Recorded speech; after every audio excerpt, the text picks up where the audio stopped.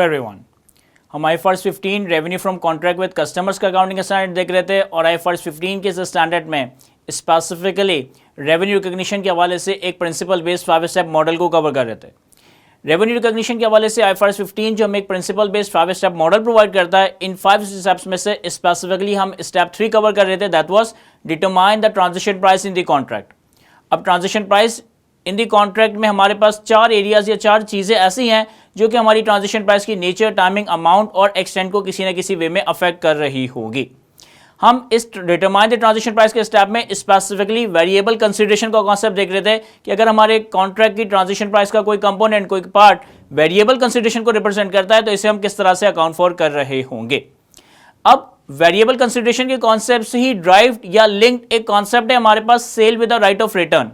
Cell with the right of return यानी कि अगर कस्टमर के साथ कॉन्ट्रैक्ट में कस्टमर को कोई गुड्स सेल की जाती है और कस्टमर को certain number of time period के लिए एक राइट ऑफ रिटर्न दिया जाता है तो ये भी अफेक्टिवली वेरिएबल कंसीडरेशन को ही ट्रिगर कर रहा है। किस तरीके से? देखें, वेरिएबल कंसीडरेशन के कॉन्सेप्ट में हमने ये बात कवर की कि अगर किसी कॉन्ट्रैक्ट के ट्रांजिशन प्राइस का कुछ कंपोनेंट वेरिएबल है, वेरिएबल कंपोनेंट का मतलब है कि ट्रांजिशन प्राइस का वो हिस्सा जो कि फिक्स नहीं है, जो कि डिपेंडेंट है, कंटिजेंट है किसी फ्यूचर इवेंट के ऊपर, किसी फ्यूचर हैपनिंग या नॉन हैपनिंग के ऊपर। अगर हमारे कॉन्ट्रैक्ट की ट्रांजिशन प्राइस का कुछ कंपोनेंट वेरिएबल कंसीडरेशन को रिप्रेजेंट करता है तो हम ये एस्टिमेट करते हैं कि किस हद तक हम इस वेरिएबल कंसीडरेशन की इंटाइटलमेंट हासिल कर सकेंगे। और वेरिएबल कंसीडरेशन को फिर हम ट्रांजिशन प्राइस का पार्ट उसी वक्त बनाते हैं only when it is highly probable that subsequent change in estimate would not result in reversal of revenue। यानी कि अगर हमारे कॉन्ट्रैक्ट की ट्रांजिशन प्राइस का कुछ कंपोनेंट वेरिएबल कंसीडरेशन हो तो वेरिएबल कंसीडरेशन को आप ट्रांजिशन प्राइस का पार्ट उसी वक्त बनाते हो जब इस बात के बहुत ज्यादा चांसेस हो कि सब्सिक्वेंटली एस्टिमेट्स में चेंज नहीं आएगा, सब्सिक्वेंटली रेवेन्यू के रिवर्सल की नौबत नहीं आ रही होगी। अब अगर आप इसी कॉन्सेप्ट को sale with the right of return के कॉन्सेप्ट के साथ देखें, अगर हम किसी कस्टमर को गुड्स एंड सर्विसेज प्रोवाइड करें, अगर हम किसी कस्टमर को नंबर ऑफ गुड्स के यूनिट सेल कर रहे हैं और कस्टमर को ये राइट देते हैं कि कस्टमर सर्टेन टाइम पीरियड के अंदर अगर चाहे तो हमें गुड्स रिटर्न कर सकता है, इसका मतलब है कि कस्टमर के पास अगर राइट टू रिटर्न है तो ये पोर्शन ऑफ द कंसीडरेशन भी वेरिएबल कंसीडरेशन को रिप्रेजेंट करता है। यानी कि अगर कस्टमर ने अपना राइट ऑफ रिटर्न एक्सरसाइज नहीं करवाया तो जाके इवेंचुअली मैं उस पार्ट ऑफ द रेवेन्यू के लिए इंटाइटल्ड हो सकूंगा, तो जाके इवेंचुअली मैं उस part of the transition price के लिए इंटाइटल्ड हो सकूंगा। और अगर कस्टमर फ्यूचर में अपने गुड्स रिटर्न करवा देता है तो इसका मतलब है कि जो उस गुड्स के अगेंस्ट मैंने प्राइस या अमाउंट रिकवर किया है वो मुझे अल्टीमेटली कस्टमर को रिफंड करनी पड़ रही होगी। यानी कि sale with the right of return की केस में भी कंसीडरेशन का या ट्रांजिशन प्राइस का एक कंपोनेंट ऐसा है जो कि कस्टमर के बिहेवियर पे डिपेंडेंट है। अगर customer right of return exercise नहीं करता तो ये वेरिएबल कंसीडरेशन मेरा रेवेन्यू, मेरी इनकम बनेगी, और अगर कस्टमर अपना राइट ऑफ रिटर्न एक्सरसाइज करता है तो इस केस में ये अमाउंट ऑफ कंसीडरेशन मुझे कस्टमर को रिफंड करना पड़ेगा, रिटर्न करना पड़ेगा, और मेरी इनकम, मेरे रेवेन्यू का पोर्शन नहीं बन रही होगी। तो sale with the right of return का कॉन्सेप्ट बेसिकली आपका वेरिएबल कंसीडरेशन के ही कॉन्सेप्ट से एक ड्राइव्ड या एक लिंक कॉन्सेप्ट है। अब स्टैंडर्ड ये कहता है कि अगर हमने कस्टमर को गुड्स सेल की है और हमने कस्टमर को इस सेल्स के साथ साथ एक राइट ऑफ रिटर्न दिया है तो हम उन यूनिट्स के अगेंस्ट, हम उन गुड्स के अगेंस्ट रेवेन्यू रिकॉर्ड नहीं करेंगे जितने नंबर ऑफ यूनिट्स या जो गुड्स हम एक्सपेक्ट करते हैं कि कस्टमर हमें रिटर्न कर देगा। मैं रिपीट करता हूं, IFRS 15 ये कहता है कि अगर आप अपने कॉन्ट्रैक्ट में अपने कस्टमर को कुछ गुड्स सेल करते हो और कस्टमर को आपने सर्टेन पीरियड ऑफ टाइम के लिए राइट ऑफ रिटर्न दिया हुआ है तो जो यूनिट्स आप समझते हो, जो यूनिट्स आप एक्सपेक्ट करते हो कि कस्टमर आपको रिटर्न कर देगा, उन यूनिट्स के अगेंस्ट हम रेवेन्यू रिकॉग्नाइज नहीं कर रहे होंगे। कहता है when a product are transferred with a right of return, when a product are transferred with a right of return, revenue should not be recognized for goods that are expected to be returned। अगर हमने कोई goods, अगर हमने कोई product customer को with a right of return sale करा है तो हम उन यूनिट्स के अगेंस्ट, हम उन गुड्स के अगेंस्ट रेवेन्यू रिकॉग्नाइज नहीं करेंगे जिन गुड्स को हम समझते हैं कि वो आने वाले वक्तों में रिटर्न हो जाएंगे। कहता है calculate the level of return using expected value method और single most likely amount. Calculate the level of return using expected value method और सिंगल मोस्ट लाइकली अमाउंट। जिस तरीके से वेरिएबल कंसीडरेशन को एस्टिमेट करने के लिए हमारे पास 2 तरीके थे, हम वेरिएबल कंसीडरेशन को एस्टिमेट करते थे either using the expected value method जिसमें हर पॉसिबल आउटकम की प्रोबेबिलिटी परसेंटेज वर्कआउट की जाती थी और एक वेटेड एवरेज आउटकम वर्कआउट किया जाता था, या फिर सिंगल मोस्ट लाइकली आउटकम या सिंगल मोस्ट लाइकली अमाउंट, यानी कि जो भी इवेंट होने के, जो भी ट्रांजैक्शन होने के चांसेस ज्यादा होते हैं हम अकॉर्डिंगली उस इवेंट की तरफ प्रोसीड कर रहे होते हैं।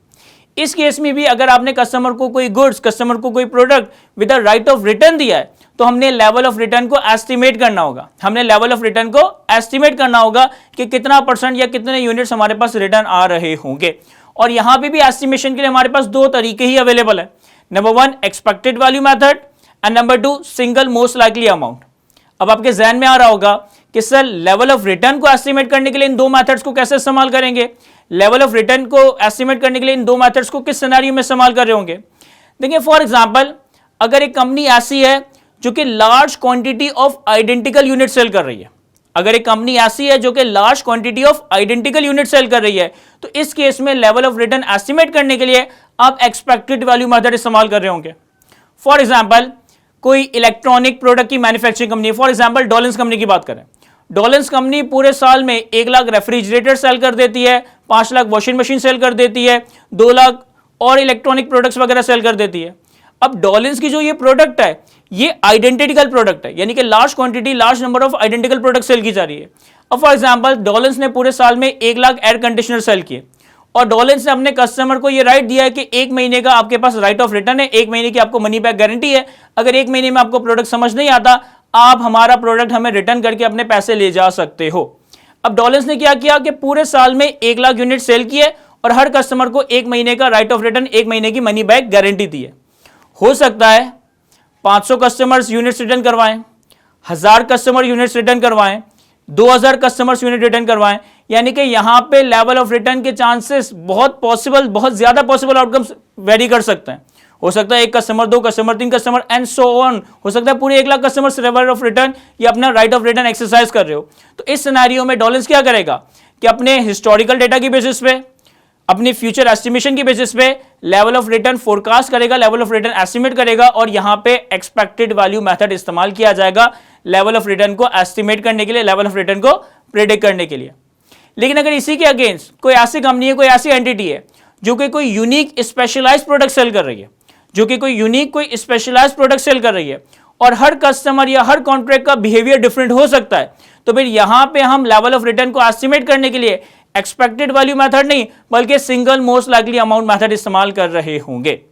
फॉर एग्जांपल, रोल्स रॉयल्स की बात करें, रोल्स रॉयल्स पूरे साल में लेट से के 15-20 गाड़ियां सेल करता है। पूरे साल में रोल्स रॉयल्स की सेल ये है कि वो हाई नेटवर्थ इंडिविजुअल्स को पूरे साल में 15 से 20 मोटर व्हीकल सेल करता है। अब रोल्स रॉयल्स की पॉलिसी है कि जब भी वो कोई मोटर व्हीकल सेल करता है तो वो अपने कस्टमर को 3 महीने का एक राइट ऑफ रिटर्न या 3 महीने की एक मनी बैक गारंटी दे रहा होता है। यानी वो अपने कस्टमर से कहता है कि अगर आपको हमारा व्हीकल 3 महीनों तक समझ नहीं आता, 3 महीनों तक पसंद नहीं आता, तो आप विद इन 3 मंथ्स अपना व्हीकल रिटर्न करवाकर अपने पैसे रिटर्न ले सकते हैं। अब इस केस में रोल्स रॉयल्स कोई large quantity of identical product sale नहीं कर रहा, बल्कि पूरे साल में सिर्फ 15-20 यूनिट्स या 15-20 व्हीकल सेल कर रहा है। स्पेसिफिकेशन के हिसाब से व्हीकल वेरी कर रहा है, कस्टमर के बिहेवियर के हिसाब से, कस्टमर की औकात के हिसाब से कस्टमर का कॉन्ट्रैक्ट वेरी कर रहा है। यहां पे रोल्स रॉयल्स अगर लेवल ऑफ रिटर्न एस्टिमेट करेगा तो फिर वो एक्सपेक्टेड वैल्यू मेथड नहीं बल्कि single most likely outcome method इस्तेमाल कर रहा होगा। यानी वो हर कॉन्ट्रैक्ट को इंडिविजुअली असेस करेगा कि फला वेरिएंट की अगर हम कार सेल करते हैं तो पास्ट डेटा क्या कहता है, हिस्टोरिकल डेटा क्या कहता है कि कितने % रिटर्न के चांसेस हैं। अगर हम इस तरह के बिहेवियर के या इस तरह की वर्थ के या इस तरह की औकात के कस्टमर को सेल करते हैं तो पास्ट डेटा और फ्यूचर एस्टिमेशन क्या कहती है कि व्हीकल के रिटर्न होने की क्या चांसेस है। यानी कि यहां पे लेवल ऑफ रिटर्न एस्टिमेट करने के लिए एक्सपेक्टेड वैल्यू मेथड नहीं बल्कि single most likely amount method इस्तेमाल किया जाएगा। फिर आगे आईएफआरएस 15 ये कहता है कि refund liability rather than revenue, refund liability rather than revenue is recognized for any consideration received to which vendor does not expect to be entitled, which relates to the goods that are expected to be returned. Any refund liability is reassessed and updated at each reporting date. देखें, कहता यह है कि अगर हमने certain number of units sale करे और हमने certain number of units sale किए कस्टमर को विद राइट ऑफ रिटर्न, यानी कस्टमर चाहे तो एक certain टाइम पीरियड के अंदर हमें अपने यूनिट्स रिटर्न कर सकता है। इस केस में मैं रेवेन्यू सिर्फ उन यूनिट्स के अगेंस्ट रिकॉर्ड करूंगा जो कि मैं एक्सपेक्ट करता हूं कि रिटर्न नहीं होंगे। जिन यूनिट्स के अगेंस्ट मैं ये एक्सपेक्ट करता हूं कि ये यूनिट्स रिटर्न हो जाएंगे, उनके अगेंस्ट हम कोई रेवेन्यू रिकॉर्ड नहीं कर रहे होंगे। अब वो यूनिट्स जो कि मैं एक्सपेक्ट करता हूं कि आने वाले वक्तों में रिटर्न हो जाएंगे, उनकी अगेंस्ट हम रेवेन्यू रिकॉर्ड नहीं करेंगे, लेकिन हमने कस्टमर से कंसिडरेशन तो रिसीव कर ली होगी, तो कस्टमर से जो भी कंसिडरेशन आपने रिसीव की होगी इससे आप रिफंड लायबिलिटी में पार्ट कर दोगे। फॉर एग्जाम्पल, कि मैं किसी भी प्रोडक्ट के, किसी भी गुड्स के 100 यूनिट सेल करता हूं और मुझे लगता है कि 100 में से 5 यूनिट्स मेरे पास रिटर्न हो जाएंगे, तो मेरे पास 100 यूनिट्स का कंसिडरेशन डेबिट हो रहा होगा, कैश डेबिट हो रहा होगा। रेवेन्यू सिर्फ 95 यूनिट्स की हद तक क्रेडिट हो रहा होगा और बाकी 5 यूनिट जिसका मैंने कंसिडरेशन तो रिकवर कर लिया है, लेकिन मुझे मालूम है या मुझे लगता है कि आने वाले वक्तों में ये रिटर्न होंगे, आने वाले वक्तों में ये रिटर्न होंगे, तो मुझे कंसिडरेशन कस्टमर को रिफंड करनी पड़ेगी। 5 यूनिट्स के अगेंस्ट में अपने पास एक रिफंड लायबिलिटी रिकॉग्नाइज कर रहा हूंगा। तो जितने यूनिट्स में समझता हूं कि बिक गए या रिटर्न नहीं होंगे, उनके अगेंस्ट रेवेन्यू, जितने यूनिट्स में समझता हूं, एक्सपेक्ट करता हूं कि ये फ्यूचर में रिटर्न हो जाएंगे, उनके अगेंस्ट हम रेवेन्यू रिकॉर्ड नहीं करेंगे, बल्कि अपने पास एक रिफंड लायबिलिटी रिकॉग्नाइज कर रहे होंगे। आगे कहता है asset is also recognised for vendors right to recover goods from the customer on settling the liability. Asset is also recognised for vendors right to recover goods from customer on settling the liability and such asset is presented separately from the refund liability and such asset is presented separately from the refund liability। देखें, हम ये बात जानते हैं कि हम accounts बनाते हैं एक्रूअल प्रिंसिपल के ऊपर, मैचिंग प्रिंसिपल के ऊपर, और एक्रूअल बेसिस मैचिंग प्रिंसिपल क्या कहता है कि जिस पीरियड में कोई इनकम रिकॉग्नाइज हो रही है, उस इनकम को ड्राइव करने के लिए जो रिलेटेड एक्सपेंस है या एक्सपेंडिचर है, वो भी सेम अकाउंटिंग पीरियड में ही रिकॉर्ड होनी चाहिए। अब फॉर एग्जाम्पल कि मैंने करंट ईयर में किसी भी प्रोडक्ट के 100 यूनिट सेल करे और कस्टमर को राइट ऑफ रिटर्न दिया है, मुझे यह लगता है कि 100 यूनिट्स में से 95 यूनिट्स रिटर्न नहीं होंगे, 5 यूनिट्स रिटर्न हो जाएंगे। तो मैं क्या करूंगा कि 100 यूनिट्स की जो भी मैंने कंसिडरेशन रिकवर की, 95 यूनिट्स का रेवेन्यू रिकॉर्ड करूंगा और 5 यूनिट्स के अगेंस्ट रिफंड लायबिलिटी रिकॉग्नाइज कर रहा हूंगा। इसी ट्रांजेक्शन में जब मैं कस्टमर को 100 यूनिट्स ऑफ इन्वेंट्री ट्रांसफर करूंगा, तो मेरे पास 100 यूनिट्स ऑफ इन्वेंट्री क्रेडिट हो रहा होगा, लेकिन 100 यूनिट्स ऑफ इन्वेंट्री के अगेंस्ट मैंने इनकम कितने यूनिट्स की रिकॉर्ड की है? सर हमने इनकम सिर्फ 95 यूनिट्स की रिकॉर्ड की है। तो 100 यूनिट्स ऑफ इन्वेंट्री के अगेंस्ट जो हम कॉस्ट ऑफ सेल्स रिकॉर्ड करेंगे, सर हम कॉस्ट ऑफ सेल्स भी मैचिंग प्रिंसिपल को फॉलो करते हुए सिर्फ 95 यूनिट्स का ही रिकॉर्ड कर रहे होंगे, और बाकी जो 5 यूनिट्स हैं उनकी अगेंस्ट हम रिकॉर्ड करेंगे एक right to recover asset from the customer, right to recover inventory from the customer. Reason being कि आप 5 यूनिट्स का रेवेन्यू रिकॉर्ड नहीं कर रहे, 5 यूनिट्स की रिफंड लायबिलिटी रिकॉर्ड कर रहे हो कि कस्टमर अगर फ्यूचर में गुड्स रिटर्न करेगा तो हमें रिफंड लायबिलिटी सेटल करनी पड़ेगी। लेकिन आप रिफंड लायबिलिटी सेटल करोगे कब? जब आप कस्टमर से अपना यूनिट्स भी रिकवर करो। जब आप कस्टमर को जो यूनिट दे रहे हो विद राइट ऑफ रिटर्न, वो यूनिट भी कस्टमर से रिकवर करो। तो हम 5 यूनिट्स को कॉस्ट ऑफ सेल्स में चार्ज आउट नहीं करेंगे, बल्कि अपने पास एक right to recover asset debit कर रहे होंगे। तो ये हमारे पास सिंपल सा कॉन्सेप्ट था, sale with right of return. इससे पर्टेनिंग एक इलस्ट्रेशन देखते हैं और फिर हम sale with the right of return में ही कुछ एक एडिशनल बात भी डिस्कस करेंगे। हमारे सामने एक सिंपल सी इलस्ट्रेशन आ रही है, कहता है can entity entered into a 100 contract on 31 December 2007 with customer. Each contract include a sale of 1 product for ₹100, that is 100 product into 100 rupees is equal to 10,000 total consideration.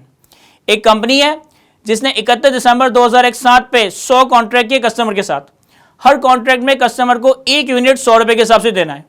अगर 100 contract किए हैं 100 unit से और 1 unit 100 रुपए का है, तो इसका मतलब है टोटल कंसिडरेशन कितनी हो गई? 10,000। आगे कहता है cash is received when control of the product is transferred. जिस वक्त मैं अपने गुड्स की डिलीवरी, जिस वक्त मैं अपने यूनिट्स की डिलीवरी कस्टमर को दे रहा हूं, उसी वक्त 100 रुपए के हिसाब से कंसिडरेशन या कैश रिकवर कर लूंगा। The entity's customary business practice is to allow a customer to return any unused product within 30 days and receive a full refund. The entity cost of the product is ₹60। कहता है हमारी business practice ये है, हमारी business practice ये कहती है कि हम कस्टमर को एक 30 दिन का राइट ऑफ रिटर्न दे रहे होते हैं कि अगर 30 दिन के अंदर अंदर कस्टमर चाहे तो अपना यूनिट रिटर्न करवाकर हमसे पूरा रिफंड ले सकता है, और 1 यूनिट की हमारे लिए कॉस्ट कितनी है? 60 रुपीज पर यूनिट। आगे कहता है Using the expected value method, the entity estimate that 90% product will not be returned। जब हमने अपना एस्टिमेशन अप्लाई किया, हमने एक्सपेक्टेड वैल्यू मेथड को अप्लाई किया, तो हमें पता चला कि 100 यूनिट जो हमने आज कस्टमर को सेल किए हैं, इसमें से 97 यूनिट्स रिटर्न नहीं होंगे, लेकिन एक्सपेक्टेड है कि 3 यूनिट्स फ्यूचर में हमें रिटर्न हो जाएंगे।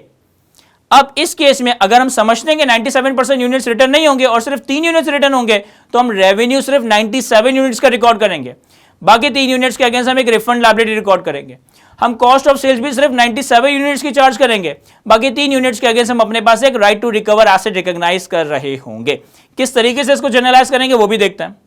आगे कहता है the entity estimates that the cost of recovering the product will be immaterial and expect that return product can be sold at a profit.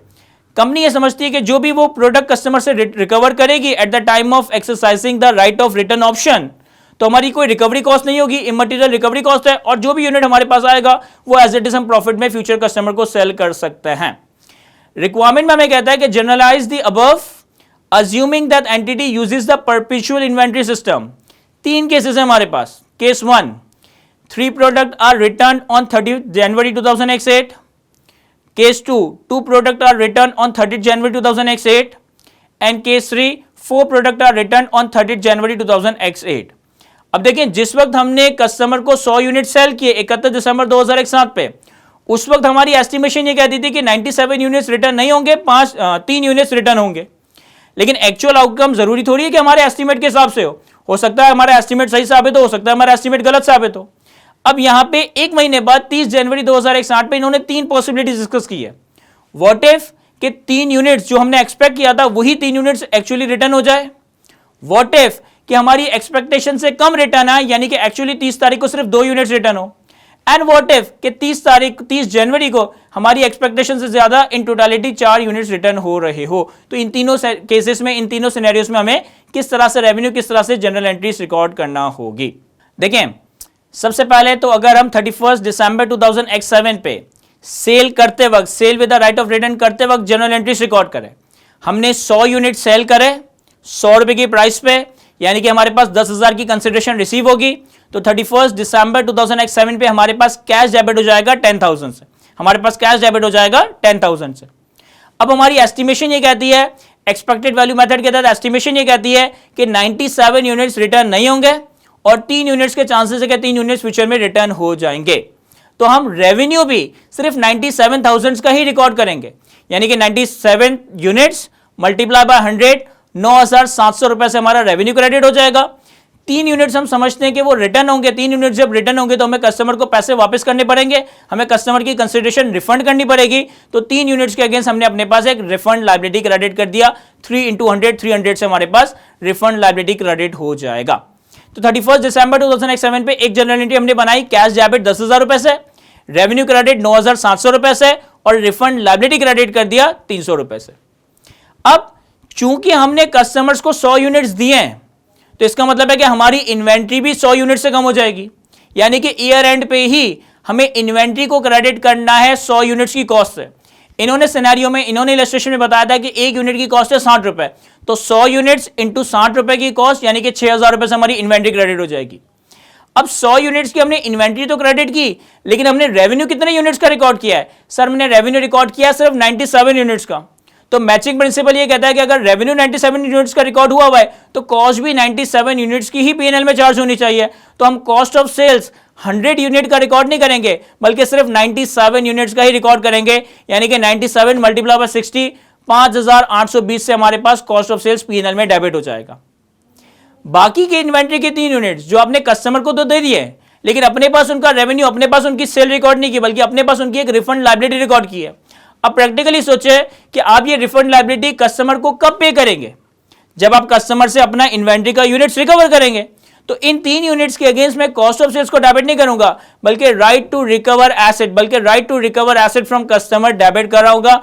3 units multiply by 60 रुपए पर यूनिट कॉस्ट, 180 से हमारे पास right to recover asset debit हो जाएगा।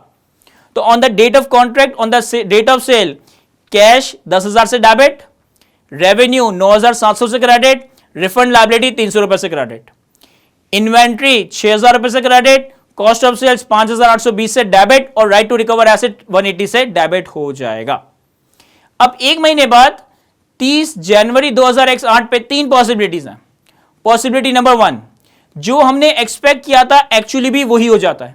हमने expect किया था कि 3 यूनिट्स रिटर्न होंगे और 30 जनवरी 2008 पे 3 यूनिट्स ही रिटर्न होते हैं। तो इस केस में क्या होगा? जब ये 3 कस्टमर अपने यूनिट्स रिटर्न करवाने के लिए आएंगे, आपको इनको 100 रुपए के हिसाब से 300 रुपए देने पड़ेंगे और आपने ऑलरेडी 300 रुपए की रिफंड लायबिलिटी रिकॉर्ड कर रखी है। रिफंड लायबिलिटी को सिंपली डेबिट, कैश क्रेडिट कर देंगे 300 रुपए से।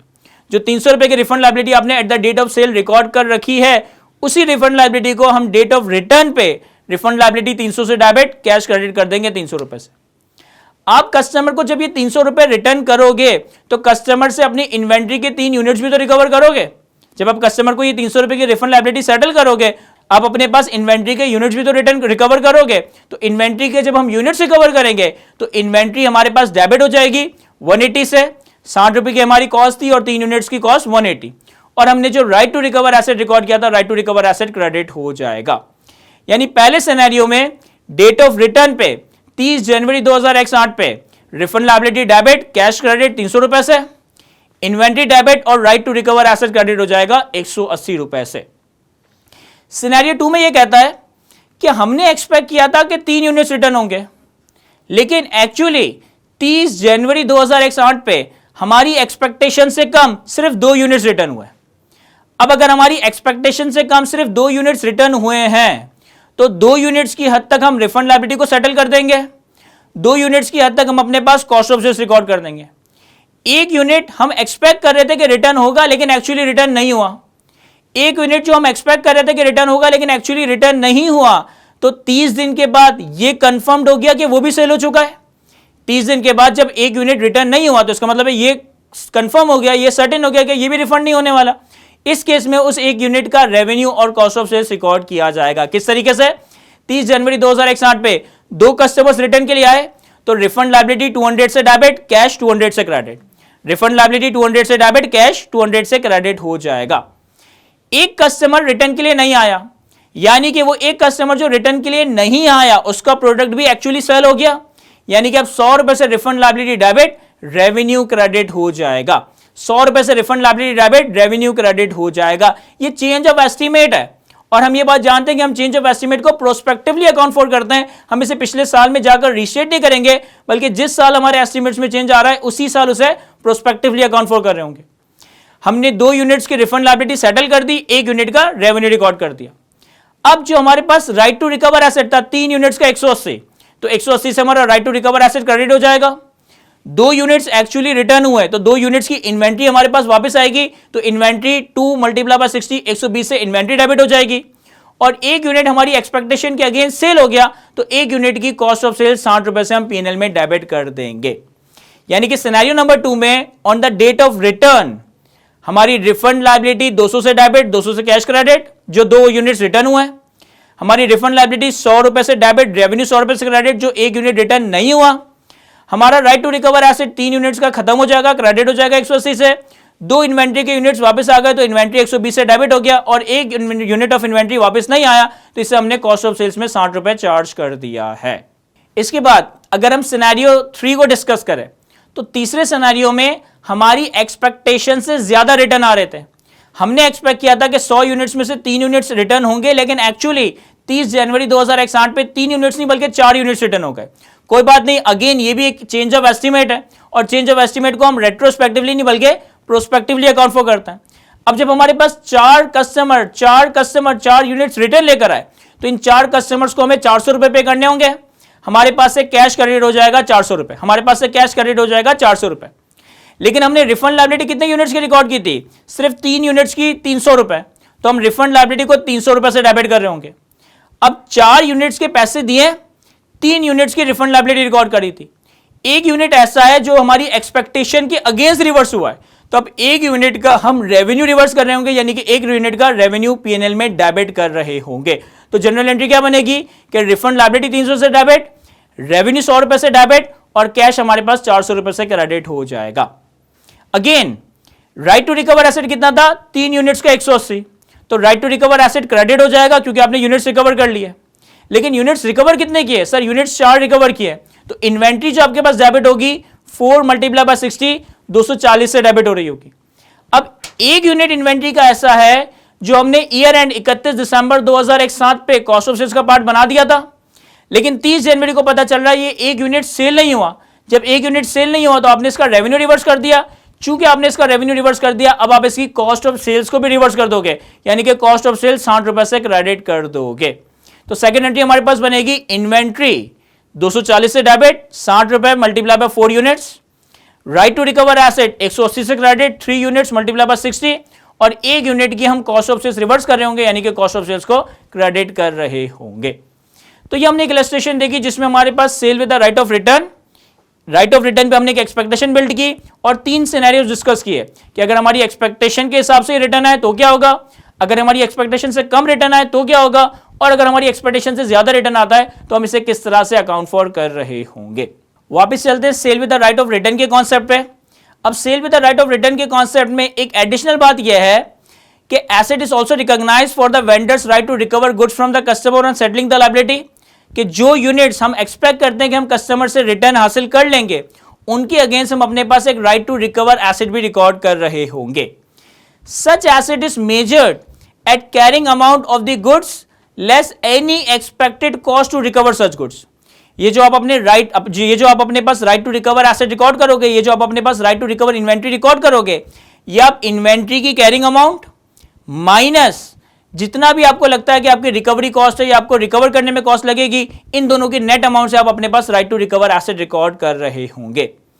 If the value of the asset, यानी कि if the value of the right to recover asset is less than the amount recorded in inventory, inventory is reduce with corresponding adjustment to cost of goods sold. देखें, अगर हम एक customer को goods sale कर रहे हैं with the right of return और हमें लगता है कि वो यूनिट रिटर्न हो जाएगा तो हम इसके अगेंस्ट रेवेन्यू रिकॉर्ड नहीं करेंगे बल्कि रिफंड लायबिलिटी रिकॉर्ड करेंगे। चूंकि हमने रेवेन्यू रिकॉर्ड नहीं किया, रिफंड लायबिलिटी रिकॉर्ड किया है, तो हम कॉस्ट ऑफ सेल्स में भी इसे चार्ज नहीं करेंगे बल्कि अपने पास एक right to recover asset record करेंगे। लेकिन अगर आपको लगता है कि इस राइट टू रिकवर को एक्सरसाइज करने में आपकी कोई रिकवरी कॉस्ट लग जाती है, कोई खर्चा वगैरह होगा, तो आप अपना right to recover asset inventory की कॉस्ट माइनस एक्सपेक्टेड रिकवरी की कॉस्ट नेट अमाउंट पे रिकॉर्ड करोगे और जो भी आपकी बैलेंसिंग एडजस्टमेंट होगी वो आपकी कॉस्ट ऑफ सेल्स में चार्ज हो जाएगी। इसको किस तरीके से देखा जाएगा, हम एक इलस्ट्रेशन के थ्रू कवर करता है। हमारे पास सेकंड इलस्ट्रेशन में कहता है कि facts are same as previous illustration, यानी कि सेम वही फैक्ट्स हैं जो हमने प्रीवियस इलस्ट्रेशन में देखे थे कि हमने 100 यूनिट सेल किए 100 रुपए के हिसाब से, राइट ऑफ रिटर्न दिया, हमें लगता है कि 97 यूनिट्स रिटर्न नहीं होंगे, 3 यूनिट्स रिटर्न हो जाएंगे और एक इन्वेंट्री का यूनिट की कॉस्ट 60 रुपए थी।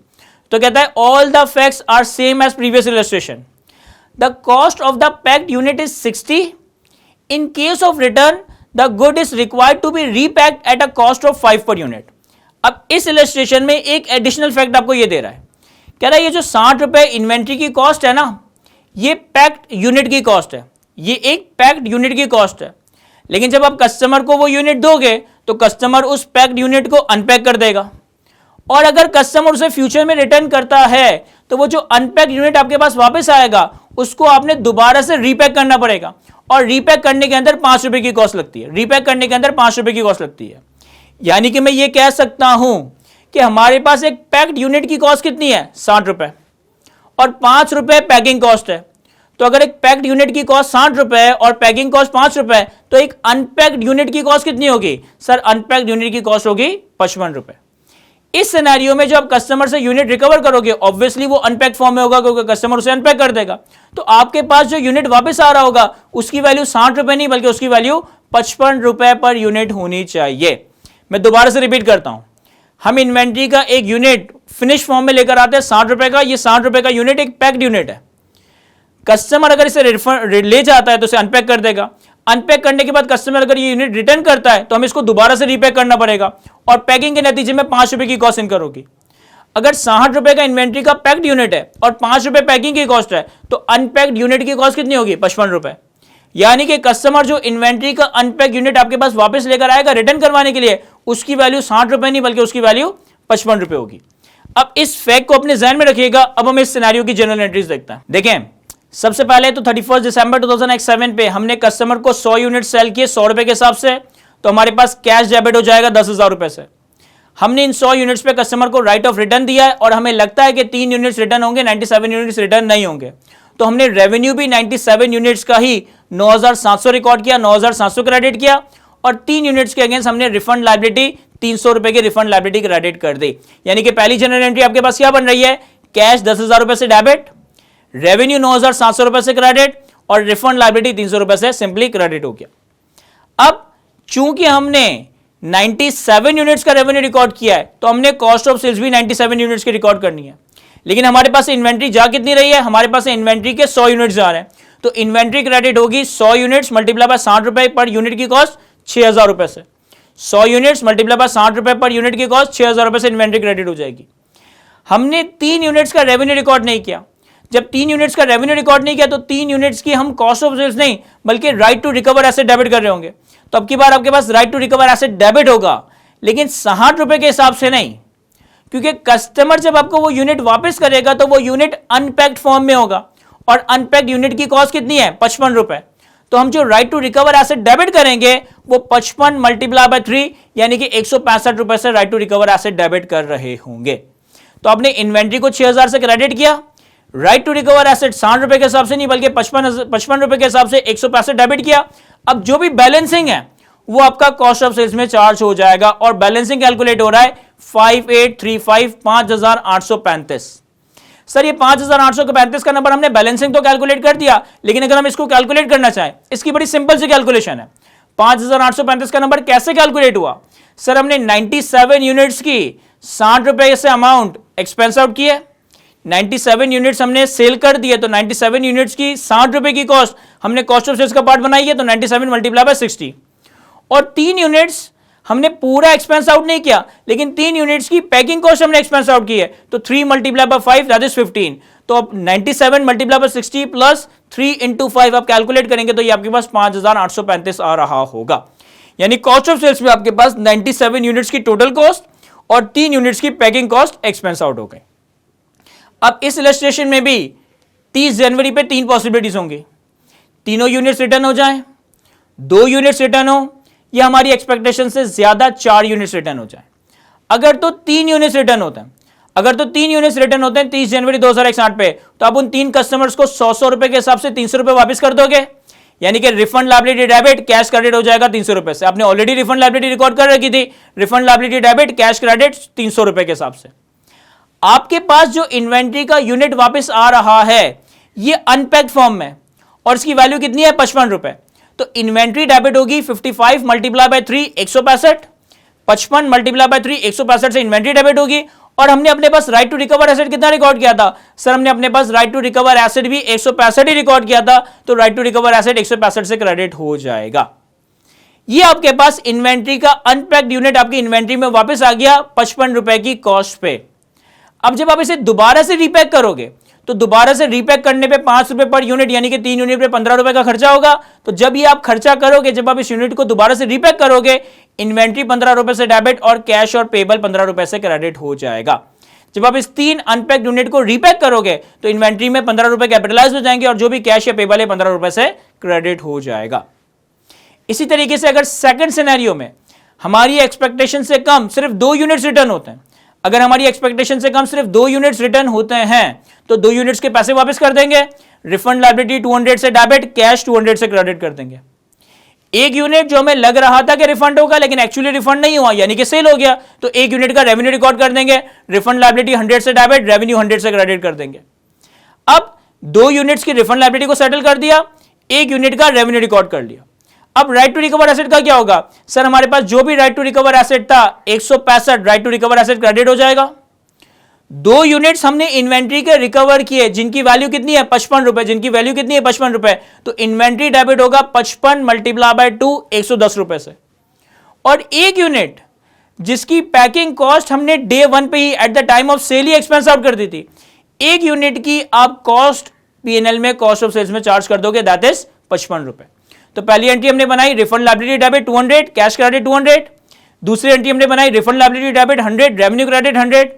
तीसरी एंट्री हमने बनाई कि हमने राइट टू रिकवर एसेट 165 से क्रेडिट किया, इन्वेंट्री 55 इंटू 2 यूनिट्स 110 से डेबिट किया और कॉस्ट ऑफ सेल्स में एक अनपैक्ड यूनिट की कॉस्ट एक्सपेंस आउट कर दी, दैट इज 55 रुपए, क्योंकि 5 रुपए का पैकिंग की कॉस्ट आप डेट ऑफ सेल 31 दिसंबर पे ही एक्सपेंस आउट कर चुके थे। इसी तरीके से अगर हम तीसरे सिनेरियो पर आए, तीसरे सिनेरियो में जो नंबर ऑफ रिटर्न्स है वो हमारी एक्सपेक्टेशन से ज्यादा है। हमने एक्सपेक्ट किया था कि 3 यूनिट्स रिटर्न होंगे लेकिन एक्चुअली 4 यूनिट्स रिटर्न हो गए। अब जब 4 यूनिट्स रिटर्न हुए तो 4 कस्टमर्स को आपको 400 रुपए देने पड़ेंगे, यानी कि कैश क्रेडिट होगा 400 रुपए से। रिफंड लायबिलिटी आपने 3 यूनिट्स की रिकॉर्ड कर रखी थी 300, तो रिफंड लायबिलिटी 300 से डेबिट हो जाएगी। और एक यूनिट ऐसा है जिसकी आपने सेल रिकॉर्ड कर दी थी लेकिन अब एस्टिमेट में चेंज आ रहा है, ये भी रिटर्न हो रहा है, तो एक यूनिट का हम रेवेन्यू रिवर्स कर रहे होंगे, यानी कि रेवेन्यू को डेबिट कर रहे होंगे। यानी कि रिफंड लायबिलिटी 300 से डेबिट, रेवेन्यू 100 रुपए से डेबिट और कैश 400 रुपए से क्रेडिट हो रहा होगा। इस केस में हमारे पास जो राइट टू रिकवर एसेट था 165, ये पूरा का पूरा क्रेडिट हो जाएगा।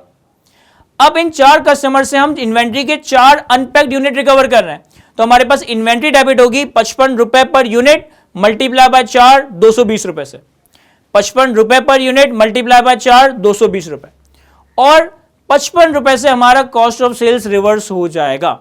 जो एक यूनिट का रेवेन्यू आपने रिवर्स किया, उस एक यूनिट की हमने कॉस्ट ऑफ सेल्स को भी रिवर्स करना है। चूंकि ये अनपैक्ड फॉर्म में है तो हमने कॉस्ट ऑफ सेल्स 55 रुपए क्रेडिट कर दिया। अगेन इस एक यूनिट की भी जो पैकिंग कॉस्ट है वो डे 1 पे ऑलरेडी एक्सपेंस आउट हो चुकी है। जब ये रिटर्न हो रहा है तो ये रिटर्न अनपैक्ड फॉर्म में हो रहा है, तो हम इन्वेंट्री में 55 रुपए के हिसाब से 4 यूनिट को कैपिटलाइज कर रहे हैं। 55 मल्टीप्लाई बाय 4 220 की इन्वेंट्री डेबिट कर रहे हैं। राइट टू रिकवर एसेट हमारे पास 165 रिकॉर्डेड था, तो 165 से right to recover asset credit कर दिया, और कॉस्ट ऑफ सेल्स बैलेंसिंग 55 रुपए से हमारा रिवर्स या 55 रुपए से कॉस्ट ऑफ सेल्स क्रेडिट हो जाएगा। तो ये हमारे पास कंप्लीट कॉन्सेप्ट था sale with the right of return. Basically ये एक लिंक्ड या एक ड्राइव्ड कॉन्सेप्ट है from the concept of variable consideration. I hope sale with the right of return का कॉन्सेप्ट में आपको अच्छे से एक्सप्लेन कर सका हूं। आज की इस गुफ्तगू को हम यहीं तक रखते हैं। Thank you.